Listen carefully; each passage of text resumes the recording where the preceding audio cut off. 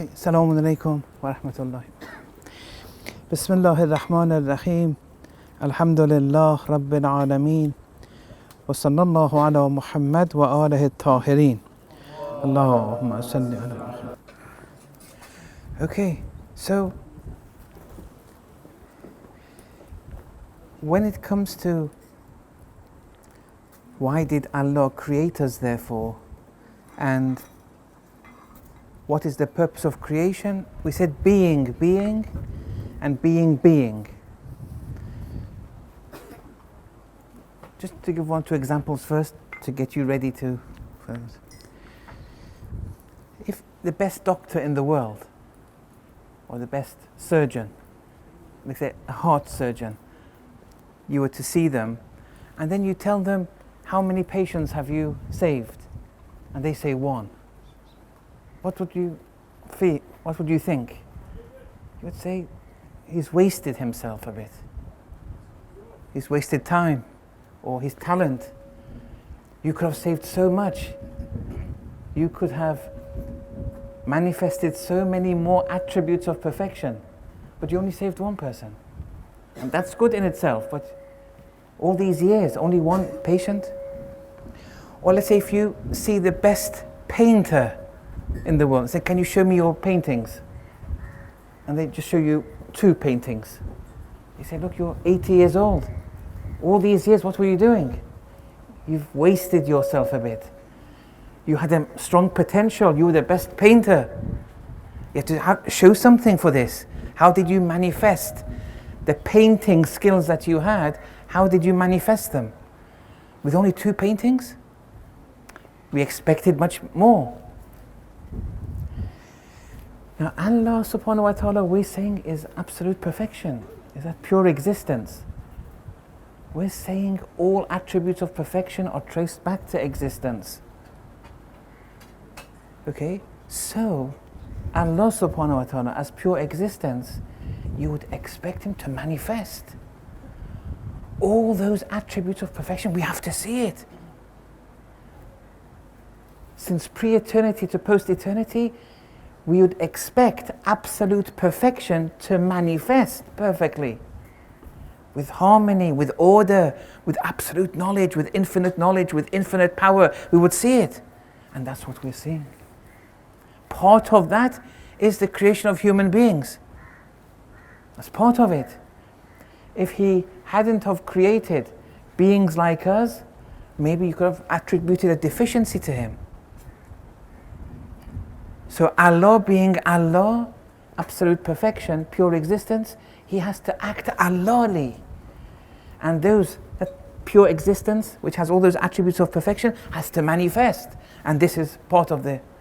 So that's why it's a must. It's only natural.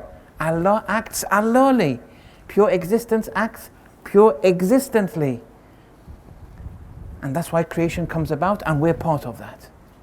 So are fishes, animals, plants, everything. It's part of the system. That's what you expect.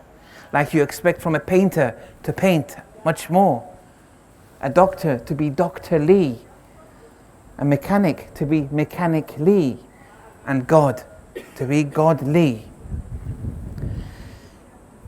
So that's being with a capital B. Being. Allah is.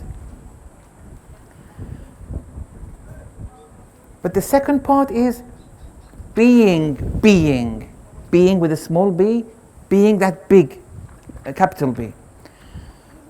And here, that is our purpose now. We want to be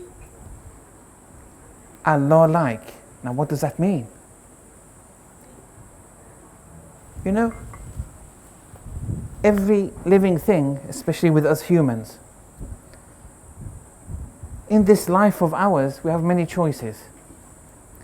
Some things are predestined. And it's very easy to accept that this is predestined.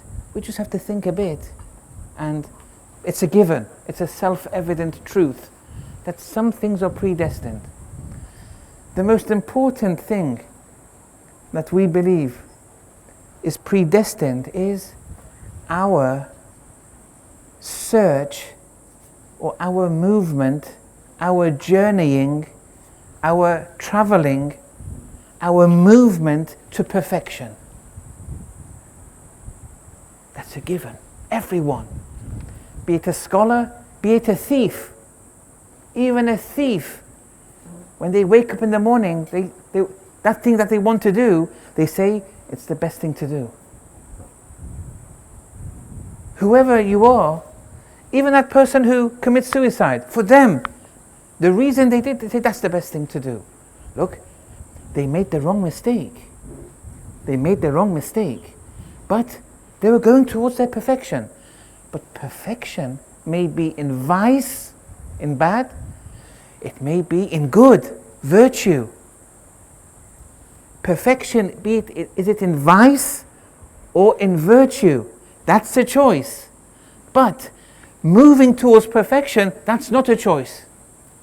Every day we're moving towards perfection. And we did not decide that. It was predestined. Our choice is this movement towards perfection. Is it in vice or is it in virtue? That's important. So if I wake up and say I'm going to the seminary to learn knowledge, that is towards perfection in virtue, knowledge. The thief wakes up in the morning. The reason he wakes up out of bed, I want to steal from this bank. And he believes this is a good thing to do. I'll be richer. That's also, he's moving towards perfection.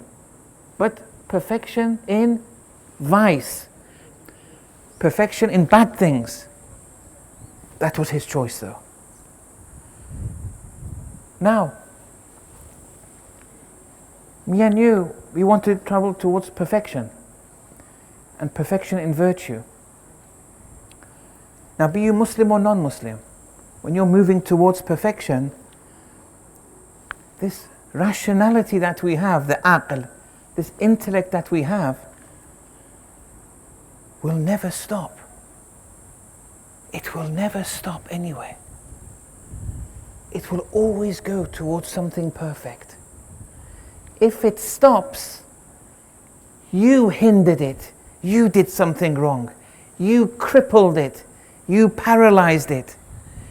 If you were unbiased and you hadn't placed any obstacles, your aql would have kept on going.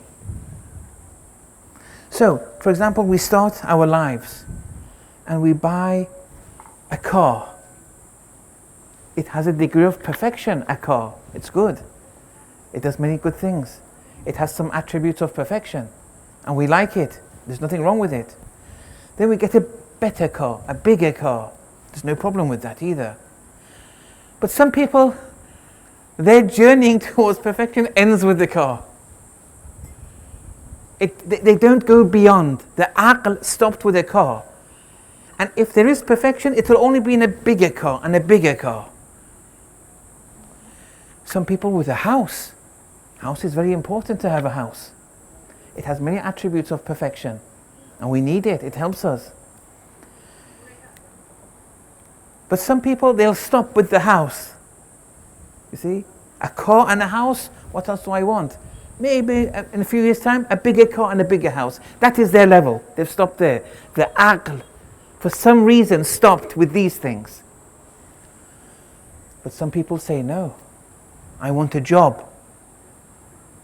They say, well, this job, why do you need a job? You have a house, best car.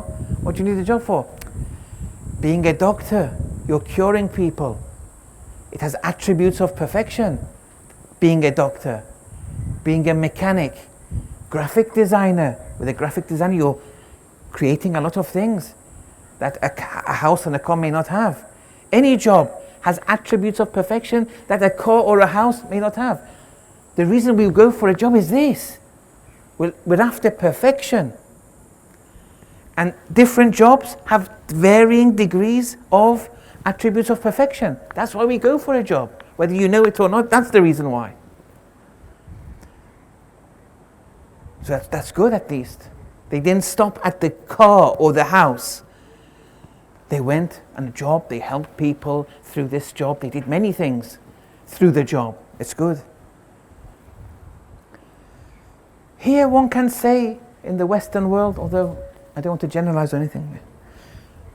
Most people in the West may stop with the job. They may not go beyond.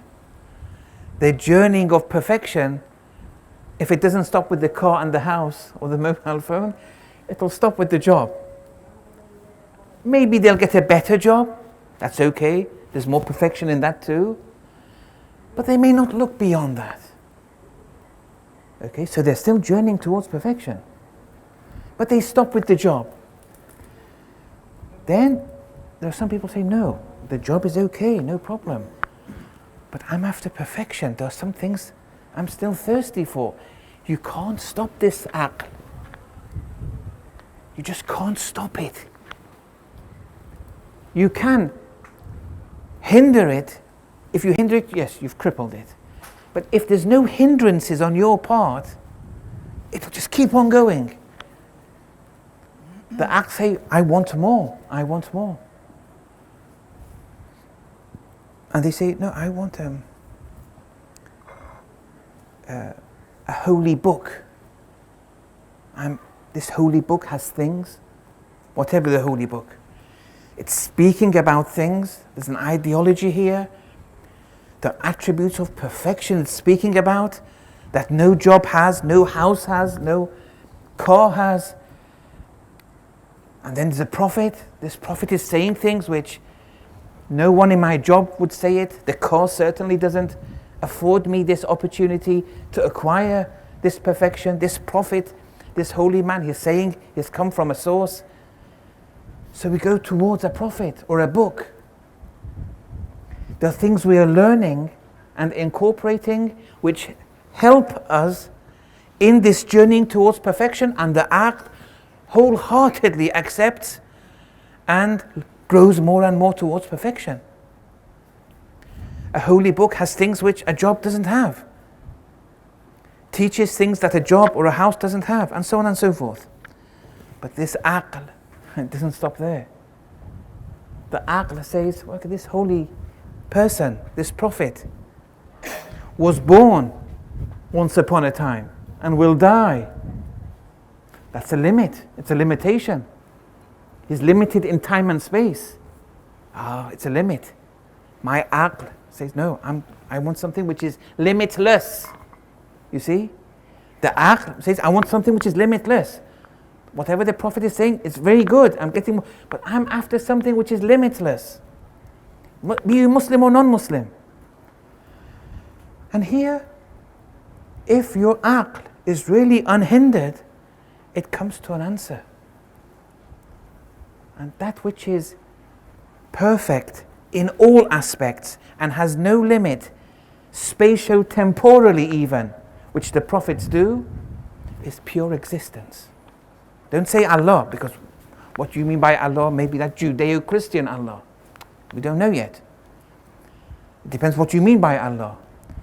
In the first session we're discussing this. Pure existence. That there's no limit to pure existence. Has no beginning, has no end. All the attributes of perfection are traced back to it. There's everything there. I want that. I want to connect to that. I want to be that. I want to look like that, act like that. And that's what the Prophet was doing. And I follow this line. Look, the aql takes us. And that's our purpose. To be Allah-like. That source of absolute perfection. Okay. One or two small points that, although we had discussed it there, but we'll just add. So with this pure existence, there's a verse in the Holy Quran that reads, فَأَيْنَمَا تُوَلُّوا فَثَمَّ وَجْهُ اللَّهِ. Whichever way you turn, there's the face of Allah. With the clothes shop, wherever way you turn, that which you see is the pair of trousers, the shirt, the pair of gloves. But if the eye was refined, whichever way you turn, you would have seen thread. Allah is pure existence. In this world, whichever way you turn, you should see that pure existence manifesting. Allah's attributes manifesting. But we see the sun, the moon. To see that reality is not with these two eyes, it's with the heart. It needs purity, purifying. And that's through the Sharia and the Tariqah. But otherwise, whichever way you turn, you're seeing the attributes of Allah. You're just not aware of it.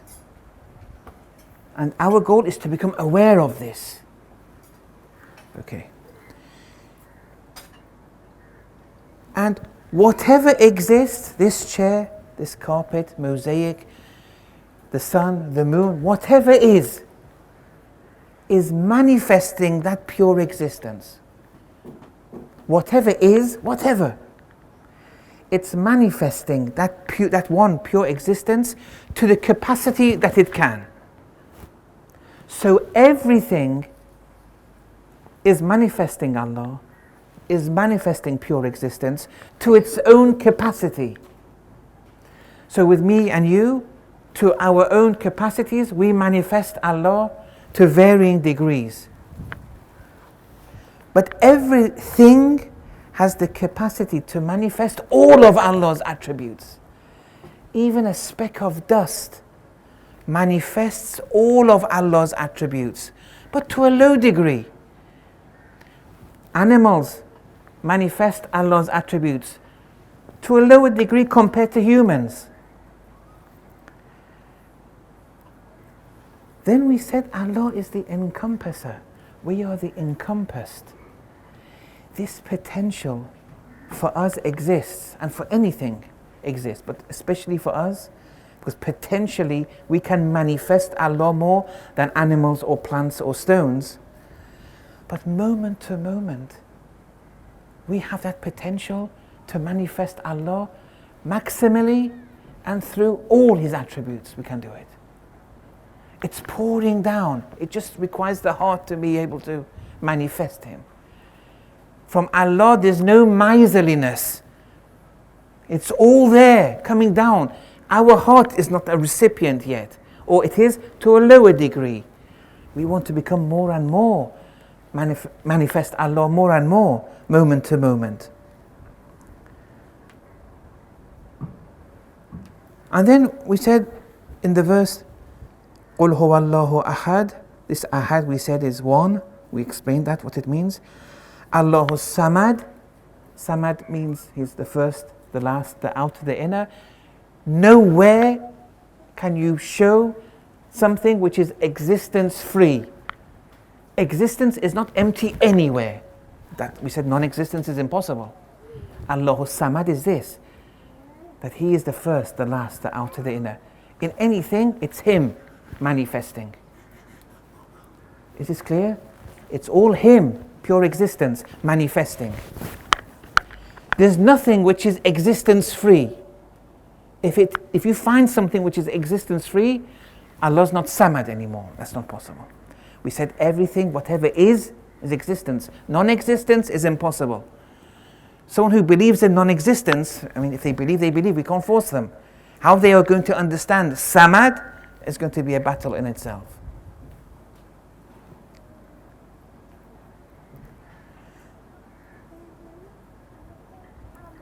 Lam yalid wa lam yulad. When a mother gives birth to a child, the child becomes independent from the mother. So two different realities now. But can we ever become independent from existence? Can we? Some people are still thinking here. Can we become independent from existence? Oh no. So Lam Yalid. Allah doesn't give birth. Allah was pure existence. Can Allah create something which is free from existence? It's a contradiction in terms. It's impossible. Allah can do all things, but as long as it's, rationally possible. Can Allah make 2 + 2 = 7? That's impossible. Allah's power is in the realm of the possibilities, that which is possible. Impossible means non-reality. It doesn't make sense. Allah is like saying Allah creates something out of nothing. We say it's impossible. Lam yalid, he doesn't give birth. So whatever Allah manifests, it's still in unity with Allah. It doesn't become independent from Allah. It's a new term now. It's in unity with Allah. This is important. Whatever Allah manifests, whatever pure existence manifests, it's in unity with Allah. That's an important term. That thing which Allah manifests doesn't become separate from Allah. That's impossible. So it remains in unity with Allah. Let's go to the Balungi example. The mind creates, generates, manifests the Balungi, the mind. Is the mental Balungi in unity with the mind? Or is it separate from the mind? What? Come on, this should be easy, come on. What's happening? I think the break. You've had too much of a break maybe. No, if I'm not saying something, please tell me. This has to be understood. When you have a dream, you're dreaming. If someone is lying down beside you when you're dreaming, can that person who is lying beside you see what you're dreaming? No. Why? Because that which you're dreaming, who is generating your dreams? You. You're generating your dreams. It's your nafs, your soul, it's your inside. That person is outside you. Your dreams are in unity with you. Not in unity with that person. That's outside you. That person isn't in unity with you, but your dreams are. That mental picture of the Balungi which you have in your mind, who generated it? Your mind. There's a unity between generator and the generated. These are principles. Important principles. There's a unity between the generator and the generated. The dream example and the Balungi example. With Allah too, the same. Who is the encompasser. We are the encompassed. Allah is pure existence. We are existing things. We are in unity with Allah subhanahu wa ta'ala. Lam yalid. We never become mutually exclusive from Him. Once upon a time there's Allah and nothing, then Allah creates something from nothing. That's Lam yalid, more than Lam yalid. That's yalid rather. So here, all these things that we see are manifestations of pure existence, are in unity with pure existence. But pure existence is encompassing. We are the encompassed. Now with us, our souls, when you say I think, I imagine, I do this, I do that, my hand, my brain, all these are in unity with the I. They're all manifestations of the I, of me. All my actions are manifestations of me. All my attributes are manifestations of me. I am happy, I am beautiful, I am working, I am studying. My hand. They don't become separate from me. Once the hand becomes separate from me, I don't say my hand anymore. It's not mine. It's detached from me. But before that, everything is in unity with me. With Allah and creation, the same holds. Everything is in unity with pure existence. So, in the same way that all my body parts and my actions and my faculties are dimensions of me, it's not other than me. It's me in a particular dimension. Creation too, they're all dimensions of Allah. And they're in unity with Allah. They're all dimensions and manifestations of Allah. But Allah is the encompasser. Everything else, they're encompassed. They're in unity with pure existence. They never become separate from pure existence. They are never existence free. These are very important principles here. And then the likes of Imam Khomeini, rahmatullah alayhi, he says, whatever is, he said this many times, whatever is him. Then he said, whatever is him. Not from him, is him. Look at the terminology. Whatever is, the moon, is him. We're not saying he's identical to him. But it's a manifestation of Allah. It's a manifestation of pure existence. It's not existence free. It's in unity with pure existence. It's pure existence, but in a particular form, shape, dimension. It's him. Not that you say it's from him. When you say from him, it's as if it's separated from him now. No, it never leaves him. You can't leave pure existence. You can't become independent from pure existence. Look, this has a lot of practical implications later. All this is important for later. Both the ethical implications and also in Mahdawiyya. All this is just giving you the scaffolding. This is Tawheed. This is the Tawheed which the leader of the Islamic Revolution of Iran, Imam Khomeini, rahmatullah alayhi, he brought this Tawheed. With this Tawheed, he made a revolution. He said the roots of the revolution are in Irfan. Meaning Tawheed, this kind of Tawheed. With this kind of Tawheed, you can establish a revolution. Okay.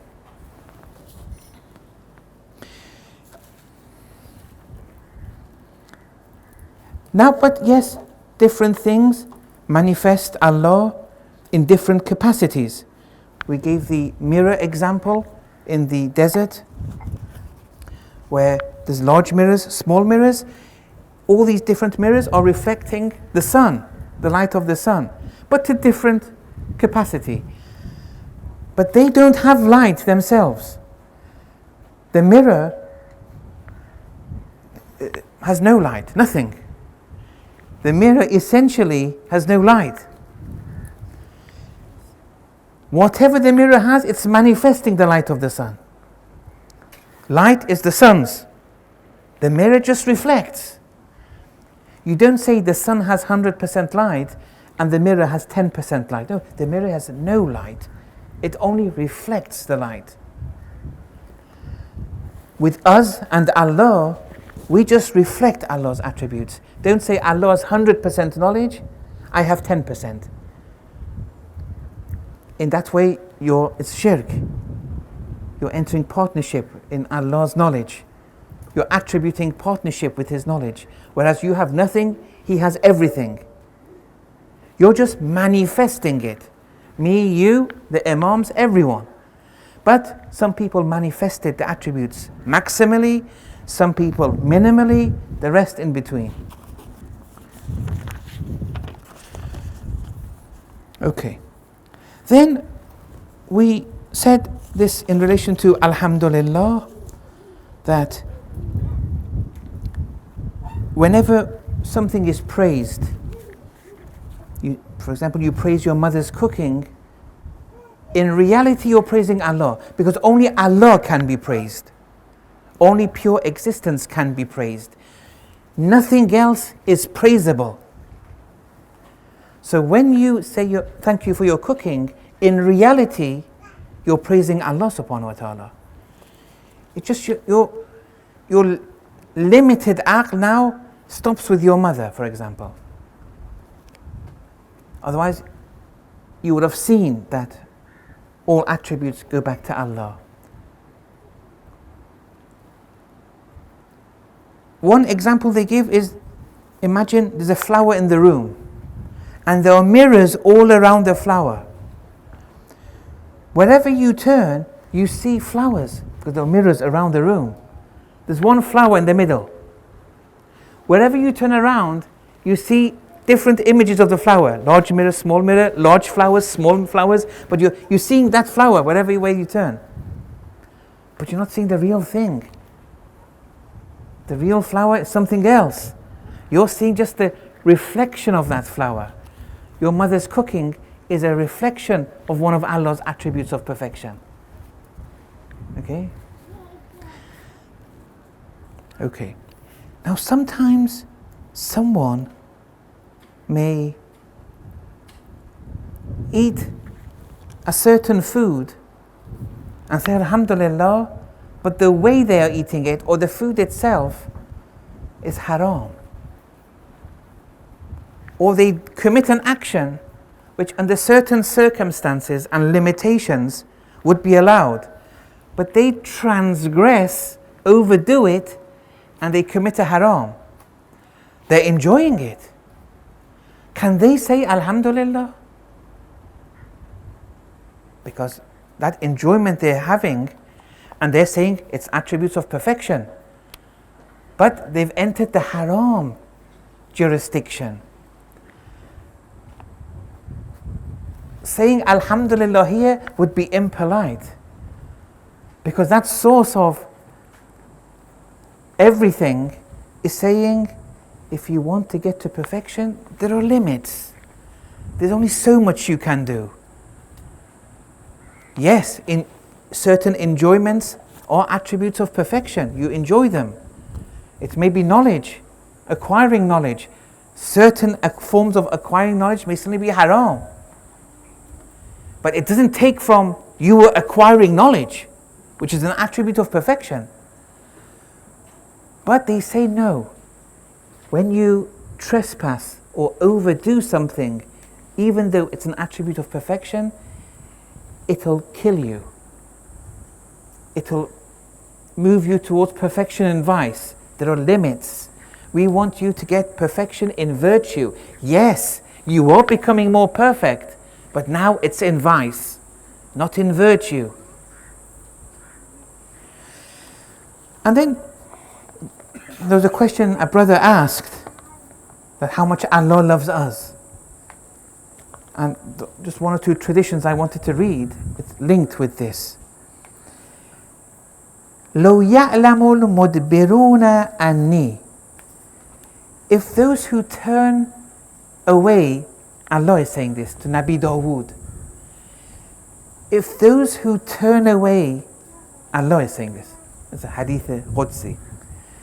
That if those who turn away from me, if they knew, كيف انتظاري لهم. Allah is saying this. The encompasser is saying this to the encompassed. That if only you're turning away from me, for example, by committing a sin, by not going towards perfection in virtue, if they knew, these people who are turning away from Allah, how much me, pure existence, the encompasser, is waiting for them. وَرِفْقِي بِهِمْ. How much I love them. If only they knew the love I have for them, how much I'm waiting for them to be perfect, to unite with the beloved, pure existence, the encompasser. وَالشَّوْقِ إِلَىٰ تَرْكِ مَعَاصِيهِمْ. And if they knew my joy for them to abandon the sins, and therefore the journey towards perfection and virtue gets closer and closer. If they knew my waiting, my compassion, my joy for them to not sin, if they just knew, لَمَاتُوا شَوْغًا إِلَيْهِ. They would have died. Because of that extensive joy towards me, they would have died.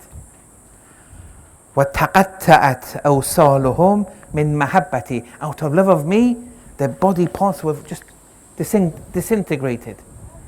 The chains of their body were just... Yes. So look, how do we understand this? The beloved is pure existence. We are the lovers. The attraction is very strong, like a magnet and iron particles. But this is now The magnet isn't encompassing the iron particles. Here, imagine an all-encompasser, pure existence. Then they're encompassed. It's a very strong attraction. Not that Allah is waiting, a physical waiting like me and you. The pull is very strong. If you knew what this pull was, you'll die out of joy. Just don't sin. And then Allah says, Ya Dawood. It's a dialogue between Allah and Dawood. Nabi Dawood alayhi salam. هذه إرادتي بالمدبرين عني. That was in relation to those who turn against me, turn away from me. It's this much. They'll die if they knew. فكيف بالمقبلين علي. Just imagine now those who are coming towards me. If they just knew, it would be much more. Okay. Now, so let's now expand this encompassing Tawheed a step further now. We're getting towards the end of Tawheed slowly, and then we'll get to this encompassing Tawheed. Let's see how the Quran opens this up. But before that, let's play around and introspect with ourselves again. Go inside. Look, when you want to, in this world, the physical realm, when you want to, let's say, make a table, you would need all the primary materials for the table, like wood and whatever, to make it. Now, that's in the physical realm. Now let's go inside ourselves, our minds. If we wanted to generate or create a table in our minds, here, that primary material, those kind of things, we don't say we have to first go and search for wood in our minds to make the table in our minds. You just will. You just will to conceive of a table, it'll come. By merely willing that table, we generate it without any need for primary materials. Okay? Now, and the reason for that is because the mind is encompassing all those mental pictures. We spoke that in our first session. Because of the encompassing nature of the mind over the mental pictures of the mind, the mind doesn't need those primary materials. It just wills it. In the language of the Quran, we say the mind encompasses over that table or the belonging, we gave the example. Or we say, by willing it, we say we have wilaya. We have wilaya over ourselves. And that's why when we have wilaya over ourselves, when we have that encompassing role, at least in relation to ourselves, and we can generate things very easily just by willing, we call it wilaya in the Quran. Now this has to be opened up a bit, but not now. Just be familiar with these terms, that we have a kind of guardianship over ourselves. That's why we can generate things in ourselves without the need for primary materials. It's all in our control. We are the encompasser. Okay. And Allah creates like this too, by just willing, and He manifests. Because He has wilaya over the whole cosmos. Now, with respect to the table, that mental picture of the table in us, we encompass it, and we said, this mind which generates, which manifests a mental picture of a table, the mind is wholly present in the table. If you remember, that was the whole idea of the encompassing nature. The stuff that mental table is made out of is the very stuff of the mind. And then we gave the analogy of the thread and the clothes shop and so on and so forth. Right now, the concept of the mind being present in whatever mental picture it generates. The mind is present in those mental pictures. So the mind is omnipresent. In whatever the mind generates, the mind becomes omnipresent in all things it manifests. The same applies with Allah and creation. And Allah has hudur, has presence in everything. And in Dua Kumail, for example, بأسمائك التي ملأت أركان كل شيء. The attributes of Allah are filling the pillars of all things. خلق السماوات والأرض بالحق. The very fabric of the heavens and the earth. It's all reality, existence. Okay? And this idea of encompassing in chapter 41 verse 54, إِنَّهُ بِكُلِّ شَيْءٍ مُحِيطٍ. That verily Allah is encompassing of all things. And nothing can escape the jurisdiction of Allah's encompassment. They are encompassed. They can't escape. They can't become independent from existence. Okay. Now, this concept of the Quran. Now this reaches its height now. This encompassing Tawheed reaches its height here. That it's a very subtle point. In the Quran, it says Allah is the fourth of three, is the fifth of four, is the sixth of five. It's in the Quran. We'll come to the verses in a minute. It doesn't say Allah is one of three, like in Christianity. It says Allah is the fourth of three. What does this mean? This is now Tawheed of the encompassing type, and it's reaching its maximum now. You've all read the verse of the Quran where Allah is the fourth of three, the sixth of five. This has to be opened up a bit. Let's go back to ourselves again. Man arafa nafsa faqad arafa rabbah.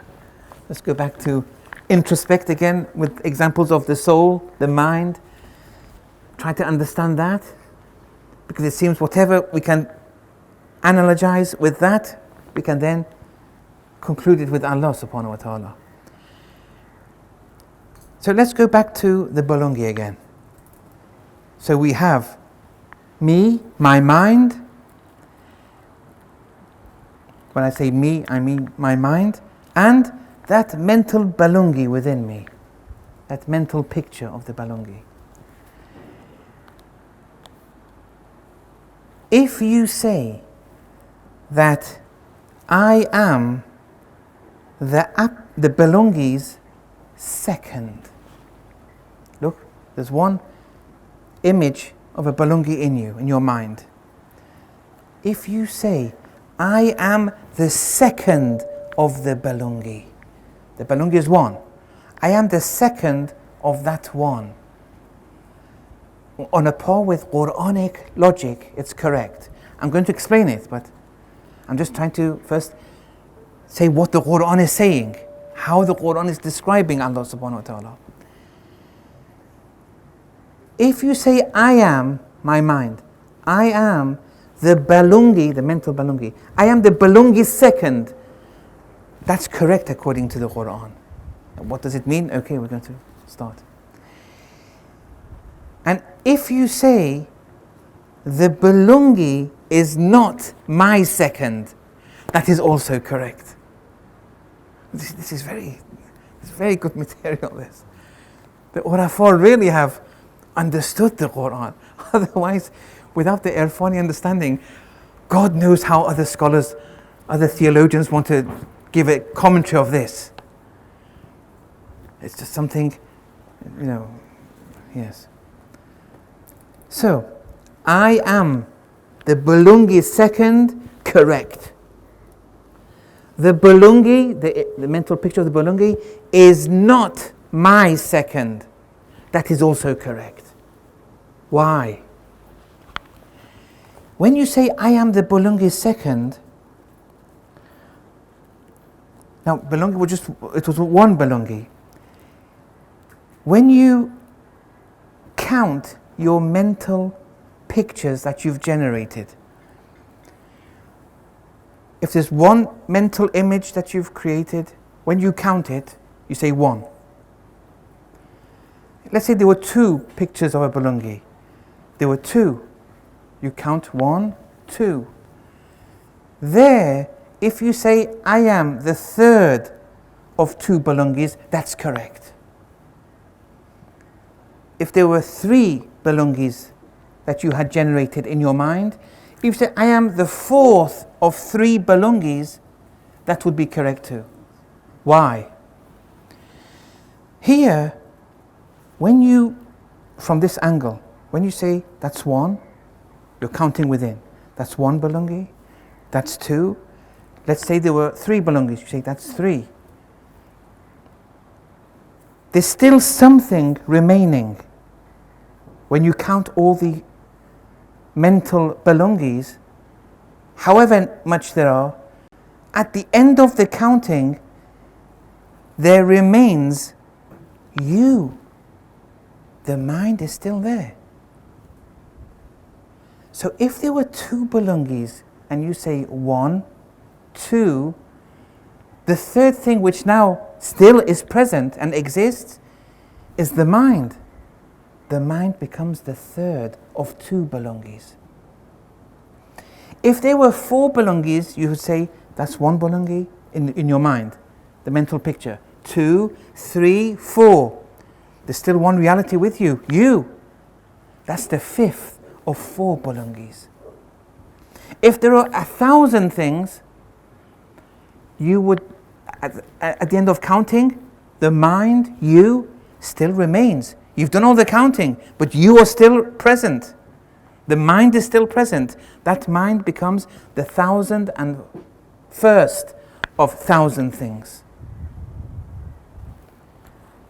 The same with Allah. You count Allah's manifestations. Whenever you stop, if you stop at n manifestations, Allah is n plus first. And that's when the Quran says He's the 4th of 3. He's the 5th of 4. He's the 6th of 5. But you can't understand this if you don't understand the encompassing Tawheed. Because that which remains at the end has to be the encompasser. If it's mutually exclusive, the whole story changes. You can only explain this through the encompassing notion of Tawheed. Otherwise, the story won't make sense. Now, here, Allah is one. And Allah is one. So, the number of manifestations that you count, at the end, you're left with Allah. However much you count, He's the n plus first. Here, you first counted the manifestations, and then said Allah is the 5th of 4, or the 1,001st of 1,000, whatever the number. Here, this one which Allah is, or that mind in relation to the Bulungis, that one, in Arabic, this one, a one which you end with after counting the manifestations, in Arabic is wahid. Why? Because you started with counting the manifestations. You said 1 Bulungi, 2 Bulungi, 3 Bulungi, 4. Then you said that which remains is me. I am the 5th of 4. But when you said 1 Bulungi, 2 Bulungi, 3 Bulungi, 4, you said 1, 2, 3, 4. So Allah is now the 5th.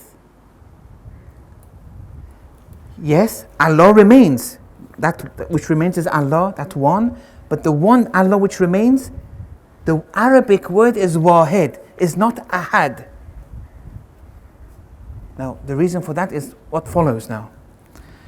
So, this wahid, Allah being wahid, yes, He has a second, has a third, and has a fourth.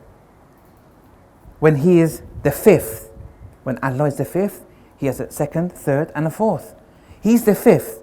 That Allah who is the fifth, when we say He is one, we use the word wahid, not ahad. And the Quran says, although I can't say this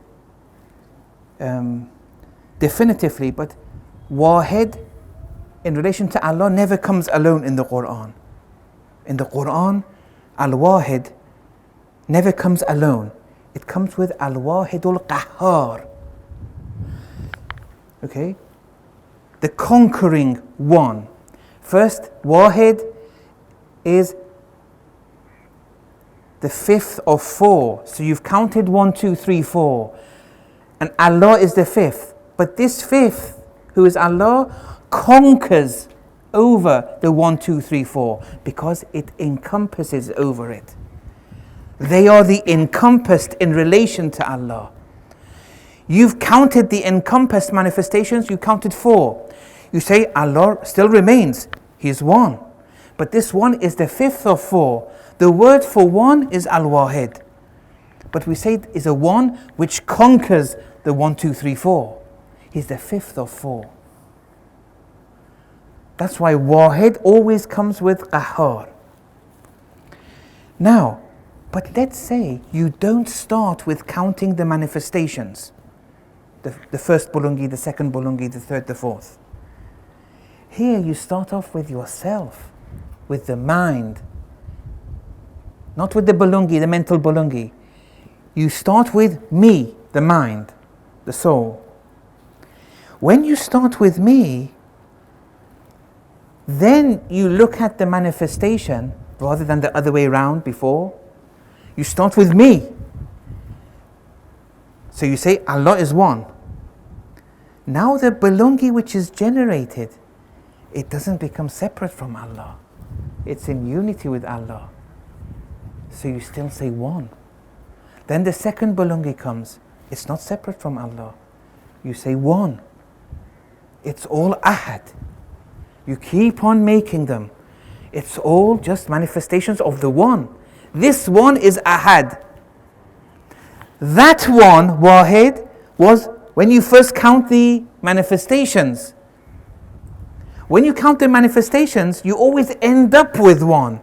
When they finish, you end up with one, which is n plus first. Allah is the fifth of 4, the sixth of 5.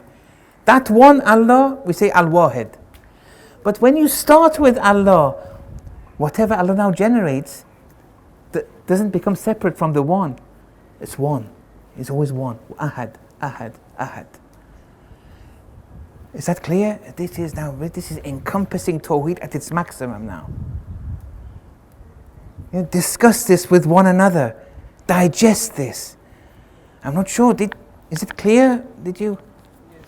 Yes. Any questions here? Yes. Yes. You were missing in the first session. It's going to be very difficult for you. Yes. Yes.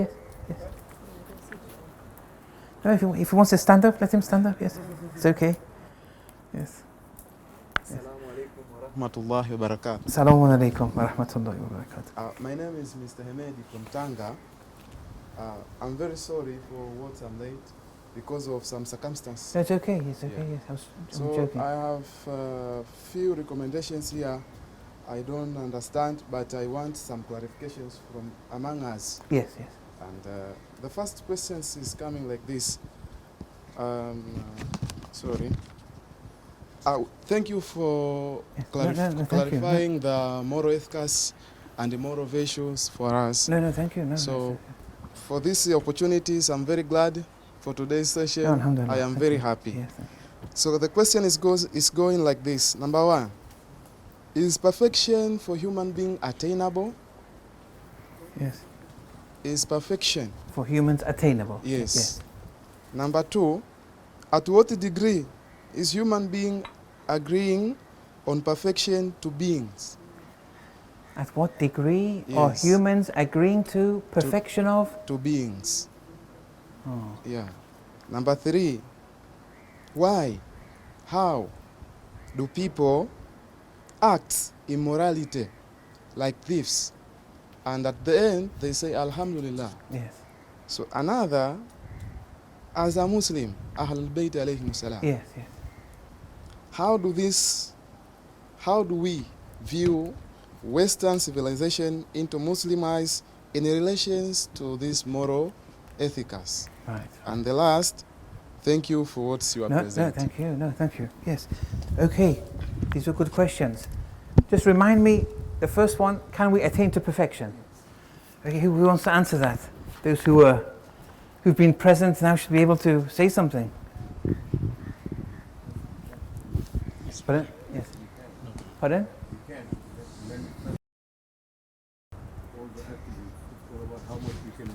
Yes. So the question was, can we attain to perfection?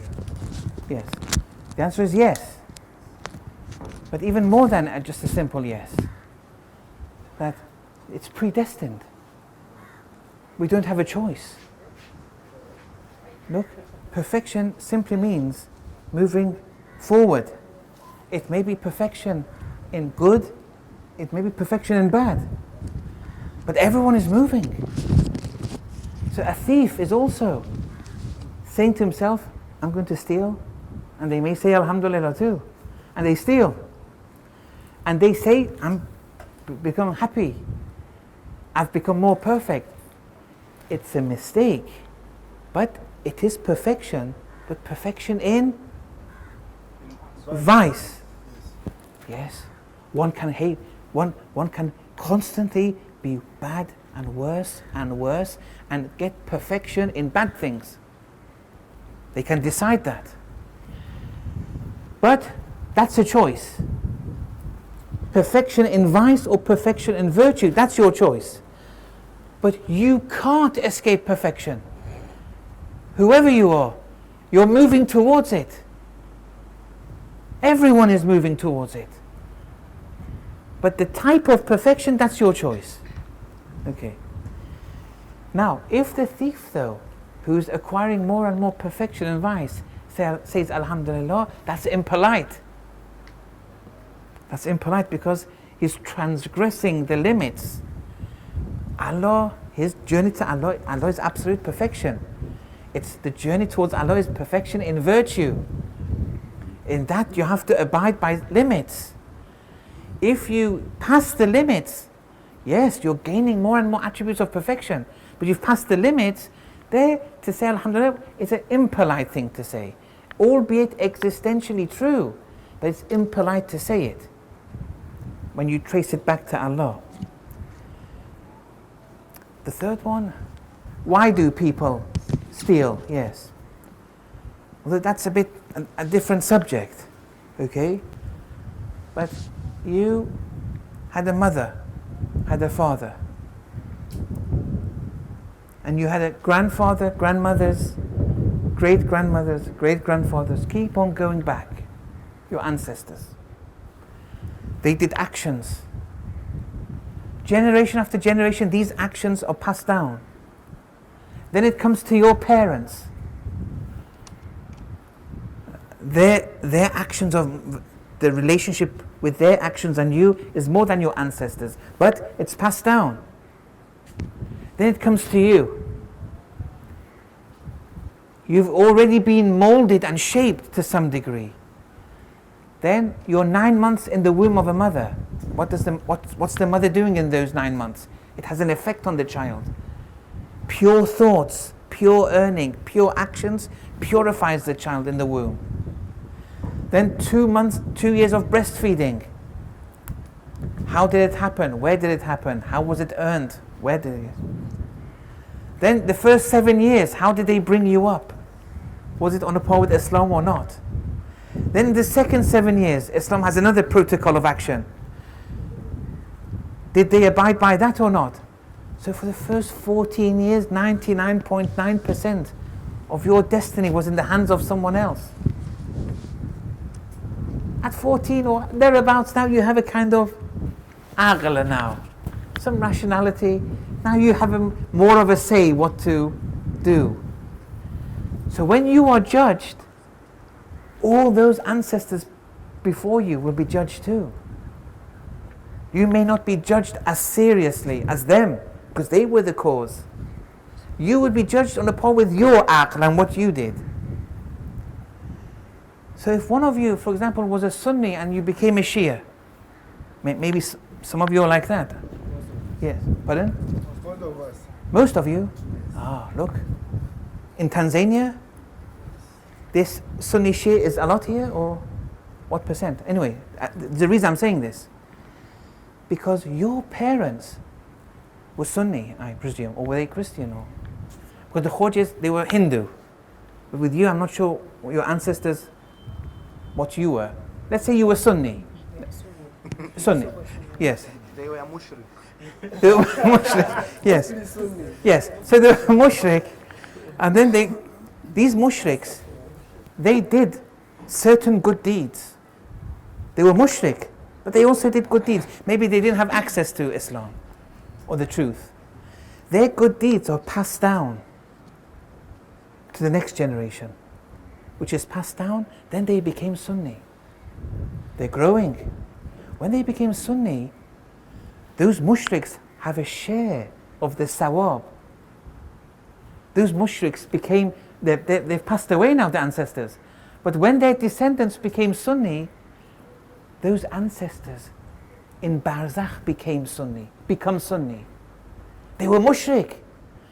But their deeds made you. It's as if they're here. When you become Sunni, it's as if they've become Sunni. You were a product of their actions. So when you became Sunni, they became Sunni. But Allahu Akbar, look, these Sunni ancestors of yours, look what they did. That somewhere down the line of descendancy, then someone became a Shia. That Sunni ancestor has passed away now. But when you become a Shia, they become a Shia in Barzakh. It's it. Yes.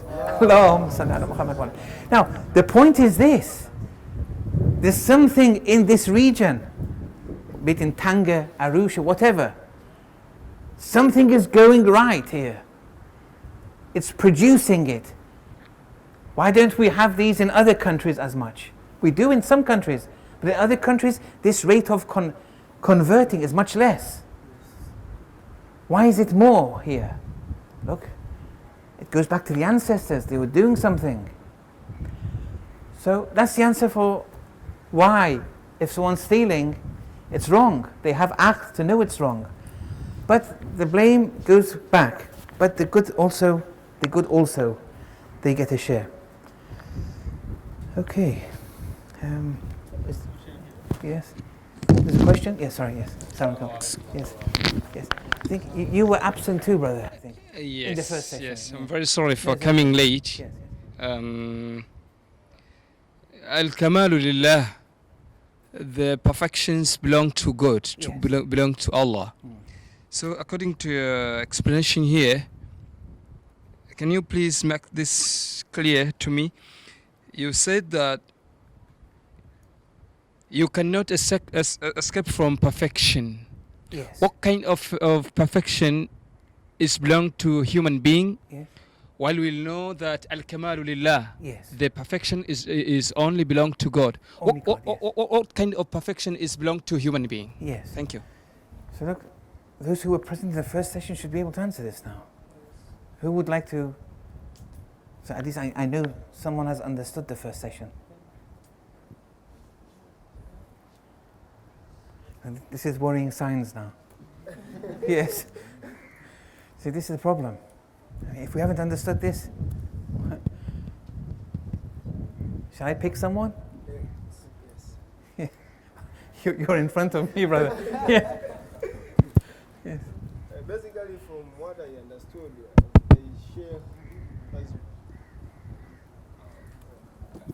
understood, as the Sheikh taught us from the first session, is that we human beings are created that way, that in every day of our life, we are searching for perfection.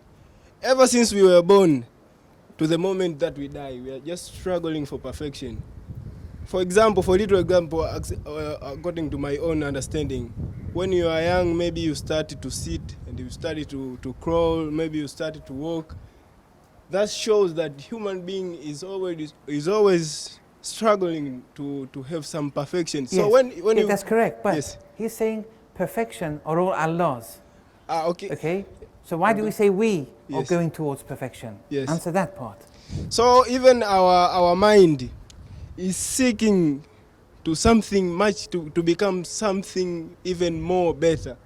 So we are struggling every day to become everything, someone maybe more better than we are. So you can see we are working. Maybe we are doing some work. That's correct. Yes. Yes.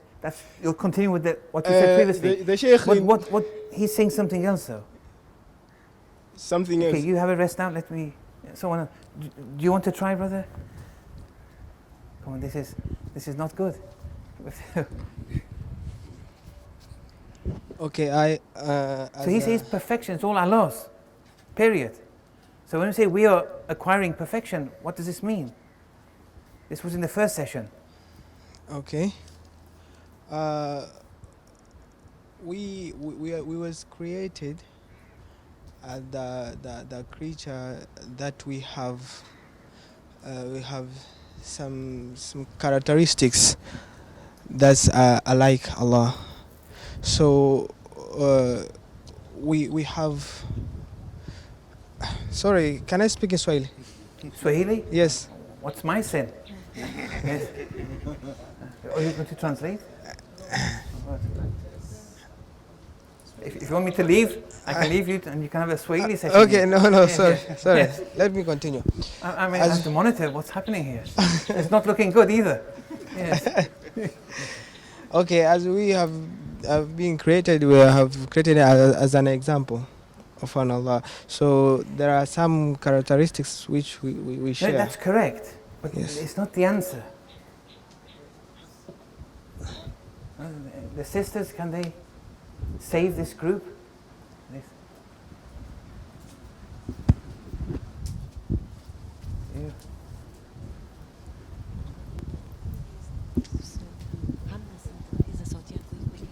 The answer we've definitely given here. It should be yes, yes.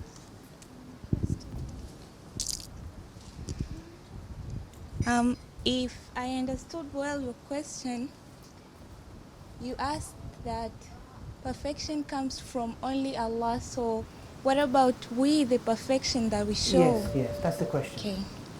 So from the way I understood from the first session is that there is no dissociation between perfection that is shown by we human beings and the perfection of Allah, because we are the manifestation of Allah. So whatever is it that we do, we are showing that there is existence, which is Allah subhanahu wa ta'ala. So I Right. think that should be enough. And when he says perfections are only Allah's, al-kamal lillah, so what does that mean? Perfection is? It's only Allah's. That means that we were created by Allah. So whatever is it that we show, it shows that it comes from the creation of Allah subhanahu wa ta'ala. Okay, it's getting closer, but still. What's the question? Pardon? Thank you. Yes, if you bring the microphone here, it's getting a bit closer now. Were you the pharmacist? Yeah. Okay. Yes. What's your name, brother? Ammar. Ammar. Okay. Let's go ahead. Sheikh, it means that we humans, we have a small degree of perfection than Allah. Means Allah have 100% of perfection. That means that. And then we have 10%? Yeah? We have 10% We of have, perfection? Let's say, for example. yeah, for example. No, that was... Yes. We, Yes, the one behind you. What's your name, brother? My name is Rahim. Rahim, okay. Go on, Rahim. Okay, brother. According to what I have understood is that a human being we are just reflecting something from Allah. Like a mirror, we are just reflecting some action from Allah. Allah have 100 of perfection, but we have a 0. But why we are taking example of mirrors? For instance, as you know that the mirror, when we want to see the light from the mirror, must we have a sun. So the reflection from the mirror, it doesn't mean that the mirror have a light, but it has some degrees of reflection from the sun. So when we switch off the sun, the mirror will be switched off. The same to the human being, the perfection. We have reflecting something from Allah. For instance, even being kindly for the people. You see somebody is disabled, you help him, and doing such. That is not your perfection, but you're just reflecting from Allah. So all power you have is belong to Allah. That is only perfection you have. Yes. Thank you. So the sun mirror example was a good example. We gave that example. You could have given other examples we have given too. So yes, al-kamalu lillah. You're right. It's all His. We have 0. We have 0 of kamal. But we can manifest Allah's kamal. Not that we have it, but we can manifest it. We don't have any independent kamal of ourselves. Yes. Okay, at least with this kind of questioning, eventually it may help others also to learn more when we keep on asking. There is another question. Yes, sorry? Yes, this brother wants to answer that. First of all, he is the creator, and we are the creature of that creator. Yes. Number 1. And number 2, he has given us power to become something. Yes. Okay, like you told me that Allah is Kareem. Yes. Insan also can become Kareem. Yes. Because he has given us power. Yes. Okay, so with that power we are going towards perfection. Yes. And we become complete. Yes, yes. That's it. Yes. We have the power to manifest. If Allah is Kareem, we also have the potential to manifest Allah's Kareem. Yes, that's the second being. Yes, yes. Okay. Another question. We are not? We are all encompassed. Yes, yes. What's the point here?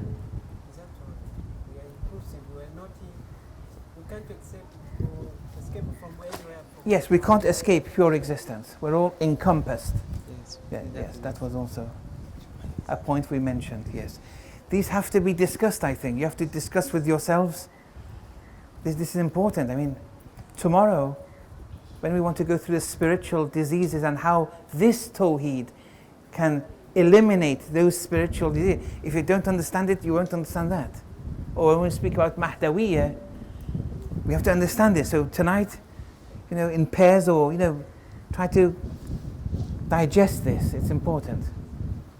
There's another question. Yes. Yes. Assalamu alaikum. Assalamu alaikum. Yes. I understood when you are saying a certain sentence. You said that God cannot do everything. For example, you just gave the example that God cannot make 1 + 1 = 7. Yes. Yes. But in another way, we learn that inna Allaha ala kulli shay'in qadir. That God is able to do everything. Everything. Yes. But if you say, for example, we cannot. Maybe we take out example 1 + 1 = 7. Yes. Can God change, for example, yes, lava from the mountains inside the mountain to become a milkshake, for example?